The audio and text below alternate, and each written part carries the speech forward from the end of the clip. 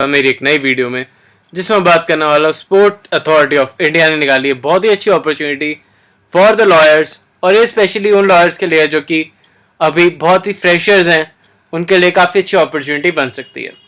तो इस अपॉर्चुनिटी को बिल्कुल मिस आउट नहीं करिएगा और इस वीडियो को लास्ट तक देखिएगा कि आपको क्या क्या इसमें क्या क्या चीज़ें चाहिए होंगी और क्या क्या इसमें एक क्राइटेरियाज आपको पूरे करने हैं। बट उससे पहले एक इम्पॉर्टेंट इन्फॉर्मेशन की, इस चैनल पे हम बात करते हैं जो भी गवर्नमेंट अपॉर्चुनिटी निकलती है फॉर द लॉयर्स, और अगर आप एक लॉयर हैं जो कि गवर्नमेंट अपॉर्चुनिटी में इंटरेस्टेड हैं तो ये चैनल आपके लिए ही है। और अभी हम कर रहे हैं 100 डेज चैलेंज, जिसमें मैं 100 डेज तक आपके लिए नई नई अपॉर्चुनिटीज लेकर आता रहूंगा। तो अभी आपको इस चैनल को सब्सक्राइब कर लेना चाहिए सो दैट आप कोई भी अपॉर्चुनिटी मिस आउट ना कर दें। चलिए बात करते हैं इस अपॉर्चुनिटी के बारे में जो कि निकाली है साइनेस पोस्ट अथॉरिटी ऑफ इंडिया ने, जिनका हेड ऑफिस है न्यू दिल्ली में। और यह अपॉर्चुनिटी निकली है 8/9/2024 को। तो इससे पहले हम देख लेते हैं कि इसमें कितने नंबर ऑफ वैकेंसीज निकाली गई है। तो जैसे कि आप देख सकते हैं यहाँ पे 11 नंबर ऑफ वैकेंसी निकाली गई है, जो कि काफ़ी अच्छा नंबर बन जाता है एज अ गवर्नमेंट अथॉरिटी की तरफ से। और स्पेशली ये यंग प्रोफेशनल्स के लिए ही निकाली गई है, जो कि आपकी जो पोस्ट देख रहे हैं वो भी यही है, young professionals legal authority, legal department में। तो ये काफ़ी अच्छी अपॉर्चुनिटी बन जाती है उन लोगों के लिए, स्पेशली जो कि अभी पास आउट हुए हैं और फाइंड आउट करें एक ऐसी अपॉर्चुनिटी जो कि उनके फ्यूचर ग्रोथ में काफ़ी हेल्प करे। और जैसे कि मैं बता रहा हूँ कि एक कॉन्ट्रैक्चुअल बेस्ड जॉब है, जिसमें आपका 1 साल का कॉन्ट्रैक्ट ये पर बनाएंगे, और अगर आपका काम पसंद आता है तो ये 4 साल तक आपका कॉन्ट्रैक्ट एक्सटेंड कर देंगे। मैं उसके बारे में और भी आगे बताऊंगा कि आपको उसमें कितना हाइप मिलेगा पर ईयर बेसिस पे।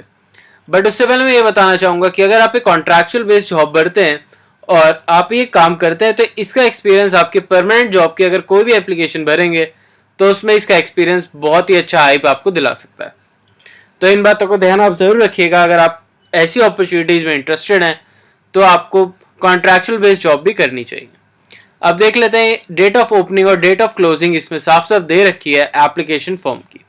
तो एप्लीकेशन फॉर्म की डेट ऑफ ओपनिंग है 19/9/2024 5 PM से, और लास्ट डेट है इसकी 6/10/2024 की।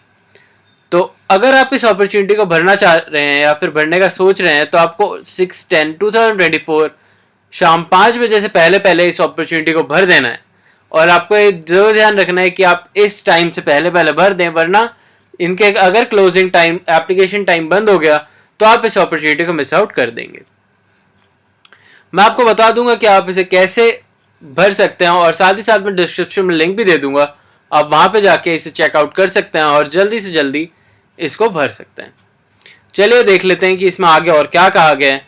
इसमें जॉब डिस्क्रिप्शन आपको पहले बता रखा है कि आपको ड्राफ्टिंग, लीगल ओपिनियंस देने होंगे, असिस्ट करना होगा, ब्रीफिंग देनी होगी, अपीयर होना होगा कोर्ट्स में, और आर्बिट्रेशन में करना होगा, आर्बिट्रेशन डिपार्टमेंट हैंडल करने होंगे, असिस्ट करना होगा डिपार्टमेंट को रिपोर्ट्स बनाने में, और टास्क असाइन करे जाएंगे आपको रिपोर्ट्स के अकॉर्डिंगली। तो ये है आपका जो भी आपका जॉब डिस्क्रिप्शन।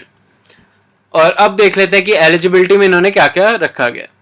तो एलिजिबिलिटी में साफ साफ इन्होंने जो भी पोजीशन निकाले वो यंग प्रोफेशनल्स के लिए है। तो एसेंशियल क्वालिफिकेशंस जो हैं वो आपके पास एक BA LLB या फिर LLB की डिग्री होनी चाहिए विद द रिकॉग्नाइज्ड यूनिवर्सिटी। जैसे कि मैं अपने हर वीडियो में बताता हूँ कि आप अगर कोई भी BA LLB LLB या LLM कर रहे हैं तो आपको अपनी यूनिवर्सिटी जरूर चेकआउट कर लेनी है कि वो रिकॉग्नाइज होनी चाहिए, क्योंकि ऐसे फॉर्म्स में जो भी आपके सिलेक्शन होता है वो फॉर्म्स के बेसिस पे ही होता है। तो अगर आपकी रिकॉग्नाइज्ड यूनिवर्सिटी नहीं होती है तो वो आपका फॉर्म इमीडिएटली कैंसिल कर दिया जाता है। तो अगर आप ये फॉर्म फिल आउट कर रहे हैं तो आप ये जरूर चेक कर लीजिएगा, वरना आपका जो भी फॉर्म है वो इमीडिएटली रिजेक्ट कर दिया जाएगा। अब देख लेते हैं डिजायर्ड क्वालिफिकेशंस क्या क्या मांगी गई हैं। तो इन्होंने डिजायर्ड क्वालिफिकेशंस में साफ साफ कहा है कि जो भी कैंडिडेट ने LLM कर रखी है वो इनके लिए एक डिजायर्ड कैंडिडेट बन जाता है, बट विद रिकॉग्नाइज्ड यूनिवर्सिटी। और अगर आप स्पेशलाइज्ड इन स्पोर्ट्स लॉ तो भी आप इस अपॉर्चुनिटी के लिए एलिजिबल हो जाते हैं। But I am again reminding you कि यह अपॉर्चुनिटी फ्रेशर्स के लिए भी निकाली गई है। तो अगर आपको थोड़ा सा भी एक्सपीरियंस है और आपने BLLB LLB कर रखी है, LLM नहीं कर रखी, तो भी आप इस अपॉर्चुनिटी के लिए एलिजिबल होते हो। अगर मैं बात करूँ एक्सपीरियंस की, तो इन्होंने 1 ईयर का एक्सपीरियंस कहा है in the relevant field of mention in JD। ठीक है, जॉब डिस्क्रिप्शन में जो भी आपको मेंशन है रिलेवेंट, उसके पास आपका 1 ईयर ऑफ एक्सपीरियंस होना चाहिए। बट अगर आपके पास एक्सपीरियंस है in government sector, semi government, automations या फिर रिलेवेंट फील्ड में, या फिर आपके पास कोर्ट एक्सपीरियंस भी है 1 ईयर का, तो भी आप इस अपॉर्चुनिटी के लिए एलिजिबल हो जाते हो। और इन्होंने इसमें स्पेसिफिकली ये नहीं मांगा है कि आपको जो अपना एक्सपीरियंस सर्टिफिकेट देना है, तो आप इसमें कुछ भी यूज, अपना जो भी एक्सपीरियंस है वो डायरेक्टली आप बता सकते हो और आपको एक्सपीरियंस सर्टिफिकेट लगाने की कोई जरूरत नहीं होगी। अब आगे देख लेते हैं कि और इन्होंने क्या क्या मांगा है। तो आप हु कैन अप्लाई में जैसे कि आप देख सकते हैं, मार्कशीट होनी चाहिए आपके पास, डॉक्यूमेंटेड होने चाहिए डॉक्यूमेंट सारे, और डिग्री होनी चाहिए सर्टिफाइड यूनिवर्सिटी से, मार्कशीट होनी चाहिए, डिग्री, ये सब, वर्किंग एक्सपीरियंस होना चाहिए आपके पास, डेट ऑफ ज्वाइनिंग और date of relevant shown mentioned होना चाहिए, और लेटेस्ट पे सर्टिफिकेट होना चाहिए। ये सब आपके पास होना ज़रूरी है। और अगर मैं बात करूं आगे चलते हुए, तो इसमें एज लिमिट क्या दी गई है ये देख लेते हैं। तो इसमें जो मैक्सिमम एज लिमिट दी गई है वो 32 दी गई है। तो अगर आप 32 से कम आपकी एज है तो आप इस अपॉर्चुनिटी के लिए बिल्कुल एलिजिबल हो जाते हैं। और रेम्यूनरेशन की बात करी जाए तो रेम्यूनरेशन इसमें 50,000 पर मंथ की रखी गई है, जो कि काफ़ी अच्छे नंबर बन जाता है for the freshers in the field of law. तो अगर आपको यहाँ पे 50,000 मिनिमम फिक्स पेमेंट दी जाएगी ऑन मंथली बेसिस। जैसे कि मैंने आपको बताया था कि आप इसमें एक्सटेंड कर सकते हो पीरियड, आपका 4 साल से बढ़ाया जा सकता है अगर आपका वर्क प्रोफाइल इन्हें पसंद आता है तो इन्होंने एनुअल इंक्रीज आपका 7% रखा है 50,000 पे। तो अगर आपका ये पीरियड एक्सटेंड होता है तो पर ईयर आपको 7% का इंक्रीमेंट मिलेगा, बट आपको कोई भी एक्स्ट्रा अलाउंसेस नहीं प्रोवाइड कराए जाएंगे बिकॉज ये कॉन्ट्रैक्चुअल बेस्ड जॉब है। इसलिए चलिए देख लेते हैं कि आप इसमें क्या क्या डॉक्यूमेंट्स आपको लगाने हैं और आप इसे कैसे अप्लाई कर सकते हैं।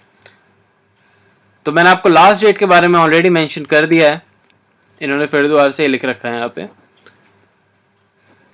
तो जो भी डिस्क्रिप्शन में लिंक दे रखा है आप वहां पे जाके इसे डायरेक्टली अप्लाई कर सकते हैं। और साथ में आपको ये कुछ PDFs बनानी होंगी जिन बातों का आपको ध्यान रखना है, जिसमें होगा आपका डेट ऑफ बर्थ का एक आधार कार्ड, 12th की मार्कशीट एंड 10th की मार्कशीट, इसकी एक PDF आपको बनानी होगी सॉफ्ट कॉपी में, और क्लासिफाइड जो भी एजुकेशन क्वालिफिकेशन डॉक्यूमेंट्स हैं, और स्कैन कॉपी ऑफ, और कलर्ड होनी चाहिए आपकी जो स्कैन कॉपी है, और लास्ट पेमेंट की जो भी ड्रॉ सर्टिफिकेट है वो आपको इसमें लगाने हैं।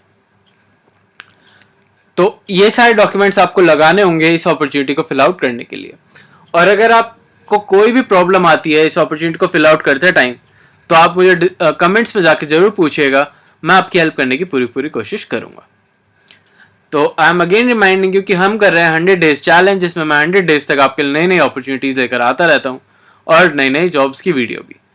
तो अगर आप ऐसी जॉब्स में इंटरेस्टेड हैं तो आपको ये चैनल जरूर सब्सक्राइब कर लेना चाहिए, सो दैट आप कोई भी अपॉर्चुनिटी मिस आउट ना कर दें और टाइमली इन अपॉर्चुनिटीज को फिल आउट कर दें। और आई एम अगेन रिमाइंडिंग कि जो भी हम अपॉर्चुनिटीज इस चैनल पे दिखा रहे हैं आप उन्हें भी चेकआउट करिएगा लास्ट 15 डेज तक की, सो दैट आप उनमें से बहुत सारी ऐसी अपॉर्चुनिटीज है जो फ्रेशर्स के लिए है और उनमें स्पेसिफिकली ज़्यादा कुछ मांगा नहीं गया, तो आप उन्हें भी अप्लाई कर सकते हैं। तो आई होप आपको आज की वीडियो अच्छी लगी हो। अच्छी लगे तो चैनल को लाइक और सब्सक्राइब अभी कर दीजिए। मैं मिलता हूँ आपसे फिर से एक नई वीडियो के साथ और नई जॉब अपॉर्चुनिटी के साथ। अभी चलता हूँ और मिलता हूँ आपसे कल एक नई जॉब के साथ।